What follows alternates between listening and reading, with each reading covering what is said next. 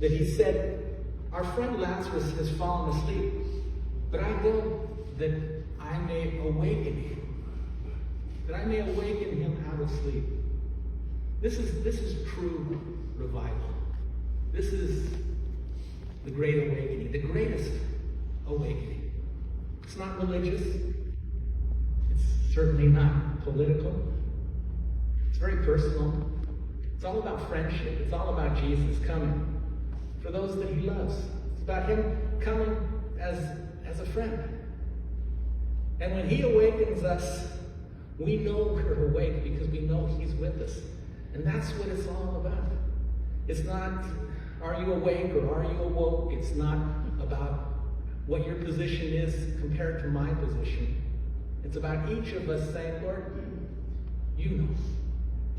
Awaken me to you. Awaken me to your friendship. And as I learn about the friendship of God, I learn what it means to be a friend, and to have a friend. As Jesus culminates this gospel, love one another, little children, as I have loved you. I've learned a lot about friendship these last few years. It's been totally apart from religion and politics. It's been apart from a lot of the things that bring us together. You can come together as a mob. You can come together as a corporation. You can come together in a lot of ways to get things done. And you might get a lot of things done. But when it comes to true fellowship and friendship, I was with Jerry this morning, riding around in the golf cart. That's always an adventure. You know, with what a friend Jerry and Vicki have been for so many years. Friendship. That was church. That was wonderful. And then, of course, man's best friend, dogs, a couple of them. And we communicate. Isn't it funny? Best friend in so many ways. I can really link to dogs, but the language is different. And sometimes to communicate the pain, the suffering, the hardship. We got a bunch of geriatric dogs right now. Mm-hmm. And you know they're trying to tell you something, but you would do anything for them. Because you know they would do anything for you. There's this friendship, there's this bond, but sometimes you can't communicate. Words don't cut it. We don't speak the same language, and yet there's the language of love. And spending that time with Jerry and the times I've spent with Vicki, there's no substitute for that. You might take pictures, you might even post it live on Facebook, but there's nothing like that coming together face to face. And over these last few years, when I announced publicly that I was going to retire from the ministry, that I had a plan for doing that, that was a good thing.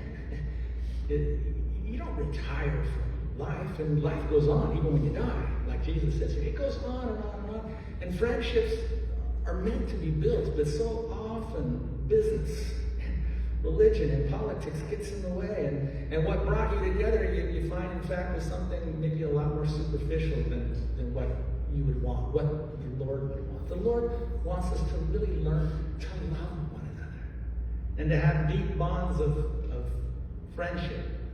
And what I've learned, since we laid some things down, in the Calvary Chapel model, I said it again last week. In fact, I may have said it 4 minutes ago. I don't know what I said. That's part of getting older. Flying a race head. They say it, what did I just say? Right? But I said last week, you can't live life backwards. You can look backwards, but you can't live backwards. Look ahead. The best is there ahead of you, but you look back, and of course, if you're a little wiser now, hopefully you are, you would have done things differently. It doesn't mean you shouldn't have done what you did. But in the course of the 40 or so years that I was the pastor of Calvary Chapel, there's a model, a fitting model in the great Calvary Chapel non-denominational denomination. We were clearly told that the model for ministry was the Moses model. It was something that, the way Moses worked in the wilderness for 40 years. Working in the wilderness, the Moses model. But if you ever noticed, Moses didn't have any friends. You cannot have the Moses model and have friends. It doesn't work that way, at least not through the system. The system is actually left to leave one person maybe in power and control and authority. Hopefully they're benevolent and good about it, but it doesn't allow for friendship. So I was glad to be able to say, you know what? I want to retire as Moses. And I did 40 years of that. I'd like to learn to be friends, and I have. with so many, it's been a great blessing for me, in spite of cancer and COVID and like one thing after another. That's life, those are troubles. But that's when you find friendship even more deepened through times like that. And during the first year of the pandemic, when we couldn't get together so often like this, during those first 12 months, I wrote a series of 18 letters, and they all began with dear friends, dear friends. I couldn't think of anything better to say. And always with love, in his love, by his love, with his love, through his love. But I was looking back at some of those this morning, and I take journals, I write things down, I take pictures, it gives me context. It's my own history book. It's my own story. And it's, gosh, what a wonderful thing. You can't teach people what you learn. You can maybe show them what you learn by the way that you live. But each of us have lessons to learn. And our one teacher, our great teacher, is teaching us. And as he teaches me about friendships and the value of family and the value of relationships, and looking back at those letters, they were great. They were totally appropriate for the time. Surely we could put them in a book. We could record them. Surely we could make some money off this whole deal. Wouldn't that spoil it? So often when you take the thing that's a passion and joy of your life and you try to make money off it, it's like, there went the art, there went the joy and the passion. You know how that whole thing works. But I was looking at those letters this morning, particularly in the light of this story of Lazarus and the dear friends letters. And I knew I wrote something like this, but I looked back, and sure enough, it was, wouldn't you know it, was the 7th of the letters. And it was on Good Friday 2020, when we couldn't come here. And here's the letter, I'll just read it to you. Dear friends, Jesus wept. And those who were standing nearby said, look at how much he loved him. And we might all do well to leave it at that.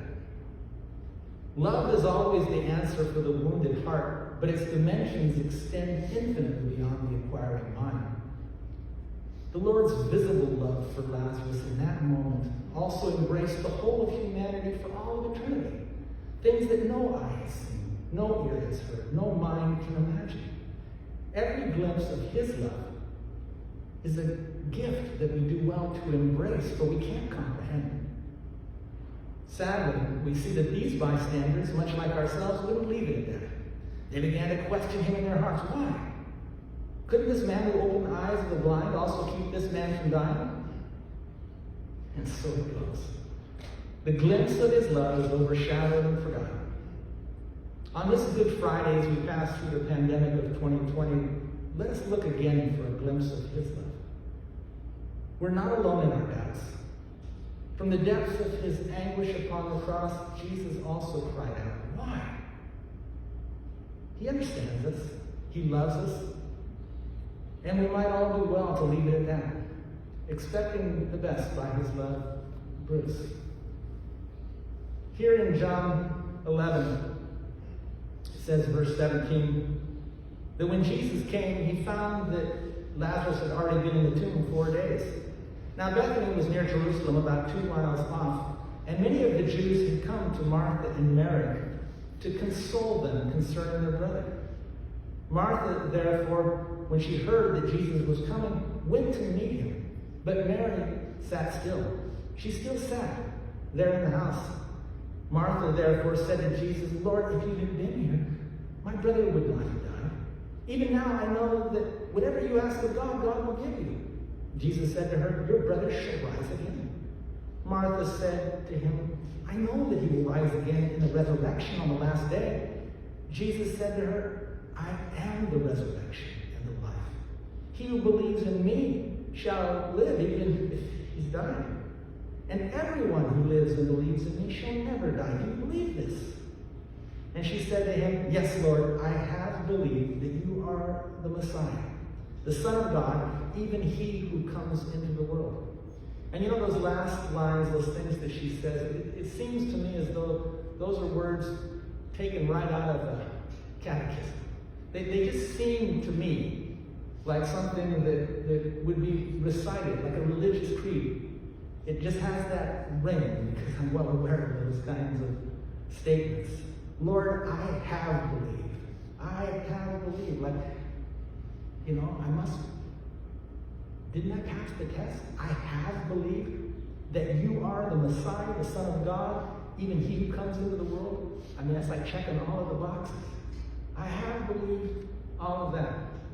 Now, of course, I don't know what was in her heart or even if I'm reading into that, but it just sounds that way to me. I was raised in religion. I was schooled by priests and nuns in the right way to say the things that need to be said so you can have the right relationship with God. And I learned in school throughout the years to say the right thing, because if you want to get the right thing, you got to have the right words. And so that to me was what prayer was, and being being orthodox, being straight in your doctrine, meant that you had to say it in just the right way, or else you've missed the mark. You're going to fall short of your connection with God. And so I learned to rattle off creeds and rattle off prayers faster than I could rattle off my multiplication tables. I always had a quick tongue. I was always somebody who could just get through it and say it, and I got it all right, and feel like, okay, I must be good because I've said that thing. But the thing that she says here, Lord, I have believed that you are the Messiah, the Son of God, even he who comes into the world. None of that is what Jesus asked, is it? I mean, here in the text, Jesus didn't ask her that. He said, I am the resurrection and the life.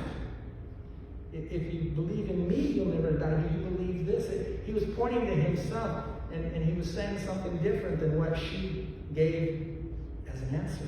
And I think the problem of the miscommunication, they're not talking the same language, is because she still hasn't been lifted to that level, the level that only love can lift you up to see why it is that he even came. He didn't come to see if she was worthy of whatever, and he didn't come to defend himself. He certainly didn't come to judge her. Jesus made it clear over and over, I didn't come into this world to judge people. He came to heal us, he came to help us, he came to teach us, but he didn't come to judge us. And yes, of course, there's lots of tests. This must be a test, but understand this, wherever the testing of God is involved, the testing is for teaching, it's not for judging. It's not to fail you, it's not to say, oh, you've been a bad person. It's to simply say, maybe you had a bad idea. But look at this, learn this, repent, think again. Here's a better way to look at it. He comes to teach us. It's not a bad thing to discover that you're wrong. I think that's a mistake that we've made so often. Don't ever want to be wrong. People like me, particularly, don't want to be wrong, don't want to be wrong. It's not a bad thing to discover that you're wrong. In fact, if you don't discover that you're wrong, either you're perfect and you knew it all to begin with, or you're not learning anything new because you haven't seen. In many ways, it might be good even from the schooling level that we teach kids. And we teach our own kids, at least. I'm trying this with my grandkids, that to say that you're wrong is not a rub your nose in the doo-doo sort of thing. To see that you're wrong about something is something to celebrate. Yahoo! It's a learning. I must have learned something because I was wrong again. Being wrong is an opportunity to learn what's right. And when a test arises, the Lord is not wanting to see if you have believed in an orthodox fashion. It's, are you now believing in the living way? Is it helping you? Do you believe in me? That's what he's come to do. And the truth is, what she says is all true, but the truth is always more personal. And the truth is always more wonderful. It's much closer than you think. You're believing in some cold doctrinal truth that may be huge, but what you don't see is that the truth is even huger. It's bigger. It's greater than that. And so the things that we know, the good things we know about God, he's even better than what we've known. We've tasted, we've seen it, he's good, but And so here's Jesus standing there, coming to help her, and up to this point, she's not getting a whole lot of help, because she's just not in that place yet. And it says, verse 28, that when she had said this, she went away and she called Mary, her sister, saying secretly, the teacher is here, and he's calling for you. So she says it, maybe she whispers it. Says it secretly. She's not trying to draw any attention. Remember, there's crowds that have come. Because these are loving people. There's a lot of people there in the community that love them. And in their grief, there's crowds all there in the house. They're gathered around. And so in a private way, this is not to put on a show, she comes and she says secretly that the teacher is here. And he's calling for you. Now, it doesn't say that in the verses before that, does it? And there's nothing in the text where Jesus says, and Martha, go get your sister Mary. But somehow, Martha knew that that's what Jesus wanted. And she came and she said, here's something private. Here's something secret for you. Well, you know, there's a lot of stuff that's not in the text. So many wonderful things that aren't confined to the words of the Bible. I've got something for you right now. It's not in the text, but it's a secret. You ready? Secret. The teacher is here.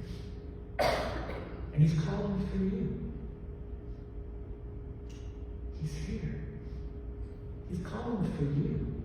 That's just secret between you and him. No, it's between you and him. Do you believe that? Do you believe that he's here? And he's calling for you. That's the wonderful thing, to know that he's the friend.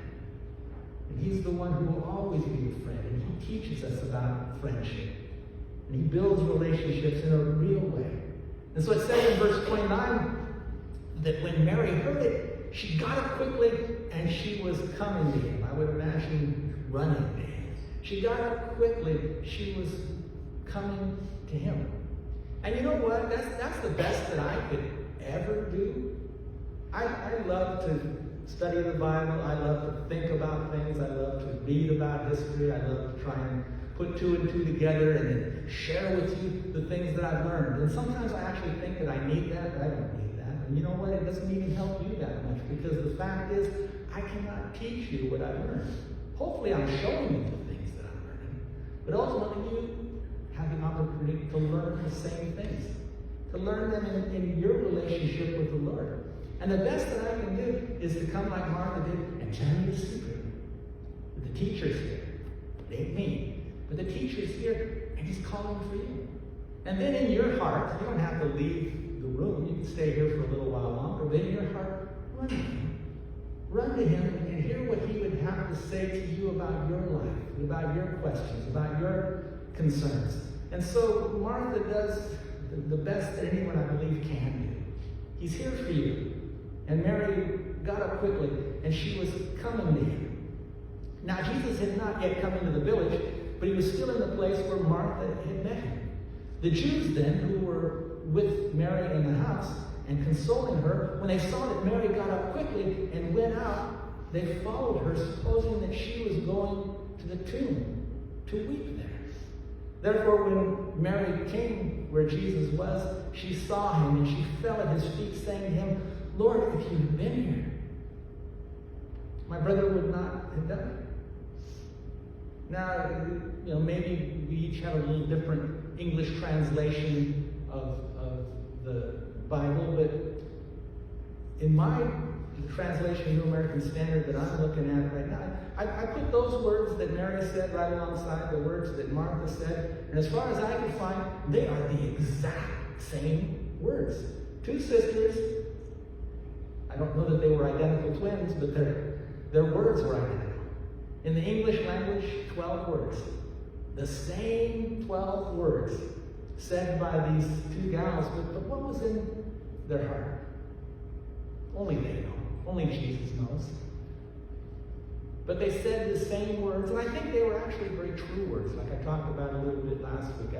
I think they were both right. If Jesus had been there, Lazarus wouldn't have died. There's just something about the picture that's painted of who Jesus was, that death just didn't seem to work when he was there. It might happen when he was at a distance, but even then he could reverse it, as in this case. But when he was actually there, people didn't die directly in his presence. So I think that they were both right. Even if they said it with different tones or different things in their heart, I think the words were true enough. And I think that's what Jesus meant when he said back in verse 15. This is Jesus talking to his disciples. He said, I'm glad for your sakes that I was not there. so that you may believe. But let's go ahead. So I want to help you folks believe. So I'm glad for your sakes. If you've been there, it would have been a different story, but this is the story we have. And you can't live your life backwards. And you can't say, well, this is the story I'd like to write. You look at the story the way it's written, and hopefully you learn some things along the road. But the words of Jesus bring me such great comfort. It's for your sake. Like we sang earlier from Isaiah 55, the Lord waits because He's being gracious. There's no explanation beyond that. Someday it'll all make sense. Someday it'll be completely clear. Right now, by faith, we just realize that there's a lot of suffering and painful waiting, a lot of incomprehensible things that happen. Why? Why? Why to him? Why to her? But somewhere in the answer is the fact that it's for your sake. And you gotta leave it at that. But it's for your sake. Jesus said to his disciples, I'm glad for your sake. He didn't say, I'm glad for my sake. Because you know what? I think that Jesus suffered more than anyone else. We can all imagine readily that Mary and Martha, you dial 911 Jesus and He doesn't show up. What's going on? The suffering, the pain, the hours and hours and hours of darkness and misery, and how long, oh Lord, and how much they must have suffered. We've all had a little taste of that. But who suffered the most? In all these things, who suffers the most? That's one of those questions you can only answer with another question. Who loves the most? Because it's really only in love that the kind of compassionate suffering takes place that Jesus speaks of when He says, greater love has no one, and He lays down His life for His friends. It's not that His life is ended. Life goes on and on and on. But you lay down your life for your sake. For your sake. In terms of the difficulty, Jesus, knowing that Martha and Mary and all these others, not like, oh, they'll get over it. Where they suffer, He suffers. That's just His nature. The greatest pain, the greatest passion is always where there's the greatest compassion. And who, more than God, has compassion? We learn, and really for us, you have to turn off the tap at some point. Compassion fatigue, trying to take in the whole suffering of the world. You can do it on the internet, but you can't do it in your heart. You can't do it in your mind. At some point, you just got to say, I got to deal with I'm having a hard time with my neighbor. I'm having a hard time with my marriage, with my daughter, with my whatever. You just got to deal with, but just understand this, that from the heavenly perspective, from the heart of your God, your friend, it's always for your sake. In a certain sense, all of us, we each suffer alone. As much as you may have friends that would love to help you, we each suffer alone, but Jesus alone suffers with each. Jesus alone is capable of being there with each and all of us. And so, I'm not saying that so that, we can feel sorry for Jesus. He didn't come to be felt sorry for us. He came to help us see how much He loves us, how much we are loved, and it's all for your sake. And so the same words between these two gals, and it's funny we have these different vignettes about Mary and Martha, wonderful lessons. And yet they say the same thing. Same 12 words, but different actions. In regard to Martha, it says that Martha went to meet Him. Jesus came, and then while He was still a distance out, Martha went to meet Him. And again, I don't have the video. I've got an imagination, but sometimes that's all wrong. But just the words, Martha went to meet Him, I'm imagining that she went in a way that was dignified, composed, probably walking. She heard He was there, and she went to meet Him. Mary, we know, she still sat. She sat still. Martha, it seems, at least based on the picture of Luke, she had a hard time sitting still. But, we're all wired in different ways. So Martha went, Mary sat still, but when she knew she was wanted, when she knew that the time for waiting is over, He's calling for you. The teacher's here. The teaching's calling for you. Then we read that she got up quickly. I waited long enough. She got up quickly, and she moved with such emotion that all the people who were in the room thought, she's going to go out to the tomb and cry. She didn't get up and different cultures tend to teach us, and different families within the culture tend to teach us how to grieve, how to mourn. So some of us maybe overly suppress our emotions. Let's just not show it. Let's be dignified or whatever. But Martha went. Mary waited. When it was time, Mary ran, and she ran in such a way that all the people who saw her thought, what's up? I mean, this is drama. This is like, whoa, she's getting up, she's moved, there's something going on, and a whole crowd decided to follow after because something's going on. And I don't want to be cynical. I don't want to say, oh, we all love a good drama. We always want to see, chase the ambulance or something. I do want to give the benefit of any doubt that these are sincere people that came, but it's obvious that Mary isn't waiting any longer. She isn't sitting still any longer, and she's moving quickly, and then literally, specifically, it says that she came to where Jesus was, and when she saw him, she fell at his feet. And those words are there to paint the picture. She fell at his feet. I doubt that Martha did that. But Mary, in some ways, was already prepped. She fell at his feet. And my friends, I would remind you, we all fall. In many ways. At different times. We fall. We fall short of what we wanted. We fall short of what we expected. We fall short of what others maybe expected of us. We fall short of what we believe God expected of us. We fall. No matter how well we've walked, we fall in many ways. And I would pray that you would come to see what Mary learned to see. That whenever and wherever we fall at his feet. And if you spend some time at his feet like Mary did, you'll know his nature. Sometimes you look at his radiant face and that's bliss. Sometimes you don't even feel worthy to look up at his face and you just look down at his feet. But in all of that, his are not the feet of clay, like the idols of this world.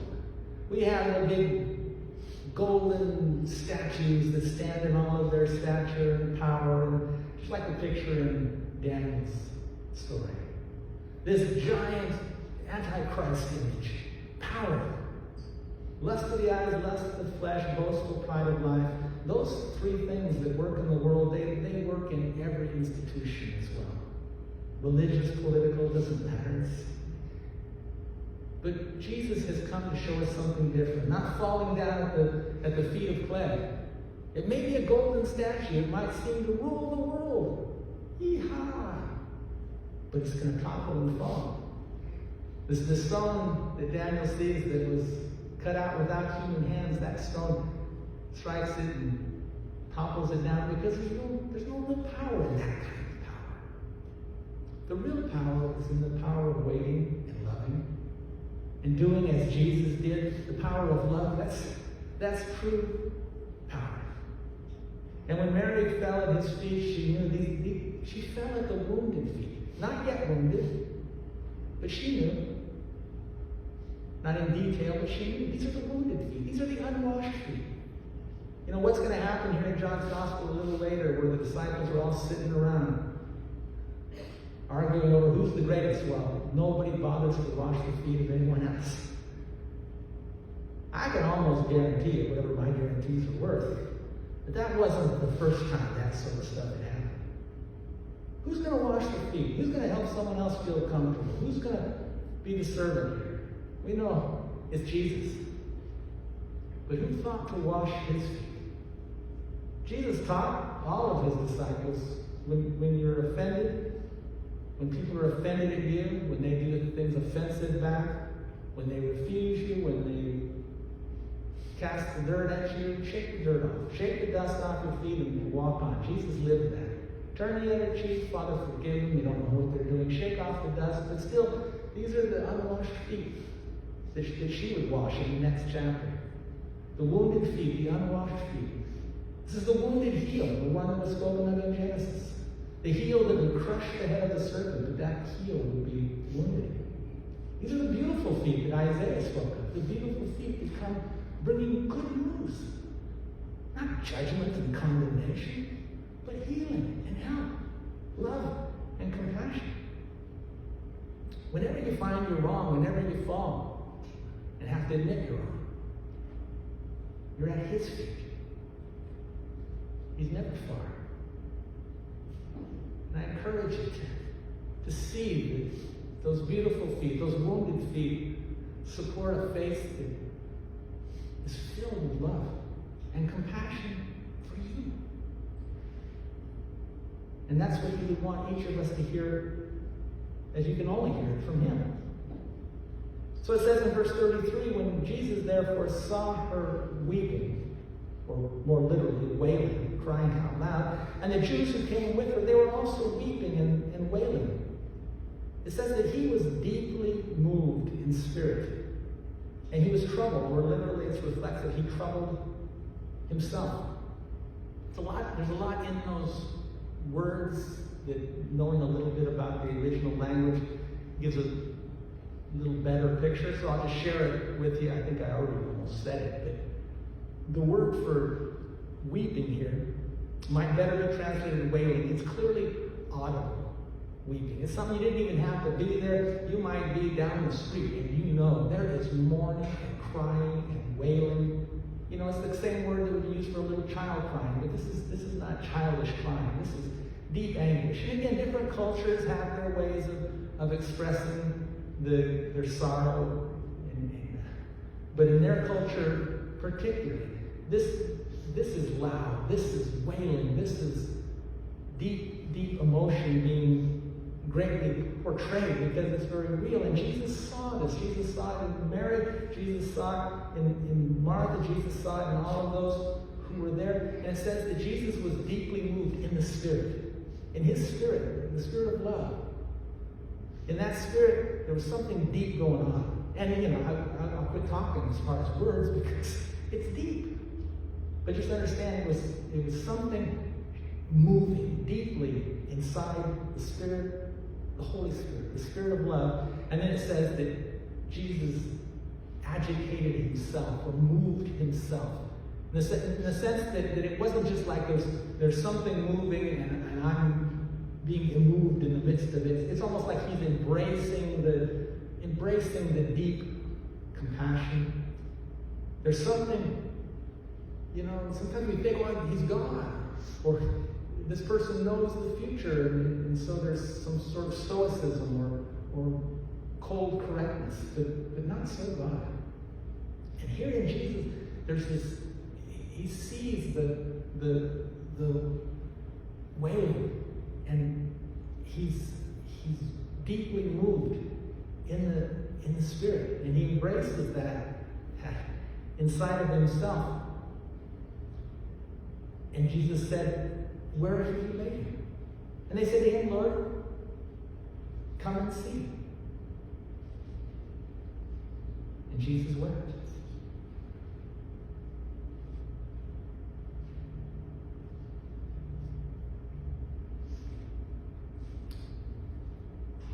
You would have had to have been there. Not that I was that time, but he's been there for me. And I've seen it because I was there and I couldn't show you because you weren't. But you had to have been there. It's a different Greek word. He wasn't waiting, and it's not because he cared a little bit less than they did.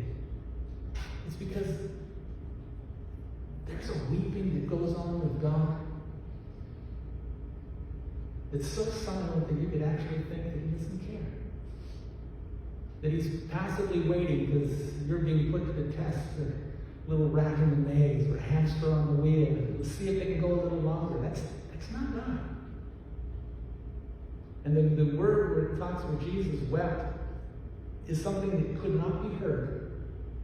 You had to see it. The tears coming down his face. You had to be there, and you had to be looking at his face. Or at least listen to someone else who says, "Look," and points you over there. And you see the tears streaming down. And it's kind of like Peter, you know, of his great fall. He didn't know he was falling at the feet of Jesus either. He's denying, I don't even know him. You know the story. And we're told in Luke's gospel that Peter looked. Yay, Peter, look, because Jesus was looking. There was something about Jesus, the way he would look at you. It was, I don't know if he patented it, but it was the look of compassion. The look that he could say, if you've seen me, you've seen the Father. And anyone who was there that would have looked at him at that moment, they didn't see. Jesus wept.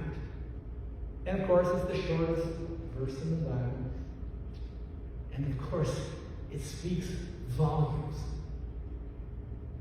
And of course, you can't put it into words. But having said, having read, you know, in the Psalms, oftentimes you're reading through the Psalms, and sometimes at one of the most passionate, poignant places, it'll have that little Hebrew word Selah. And we don't know exactly what that means, except it just means just be quiet. Selah. Just let that sit with you. Just Selah. And I'm going to just, not just because I'm running out of time, because you know that never stops me. And I never run out of words, I don't think either, but I'm going to quit. I'll just Selah you there for a week. And if you're able, then come back next week. And listen to what he would say to you about that. Jesus wept. I will read with you the next verse. The Jews, all those who were around, they were saying, behold, how he loved him. Those who did see it, those who were there, those who did look at his face, behold how he loved him. Were they right? Yeah, they were right. But like all the times in which we're right, I mean, if we're wrong, big deal, we're wrong. I can learn something.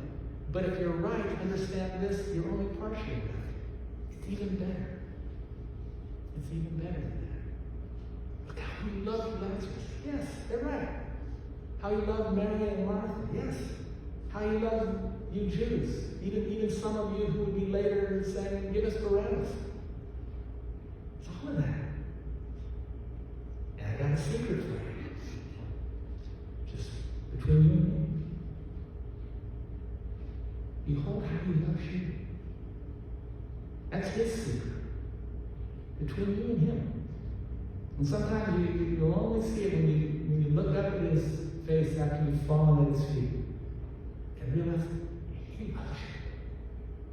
And there are still things to learn. And we're alive another day to learn some more things.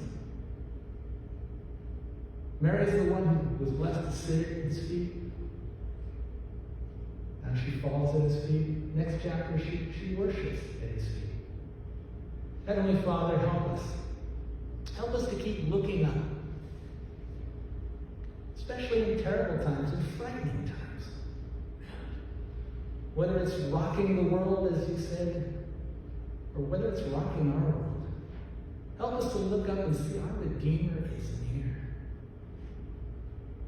You're never far. And help us to hear your voice saying, it's for your sake, I love you. I'll teach you. I'll heal you. I'll restore you. I'll be your friend no matter what. Now learn to be a friend. Learn to love as I have loved you. Lord, help us to hear from you. Help us to look up at that radiant face. The Lord bless thee and keep thee. The Lord make his face to shine upon thee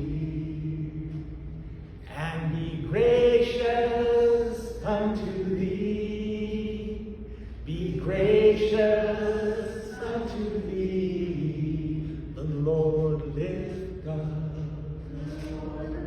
his shining face, his shining face, upon thee and give thee peace. Selah.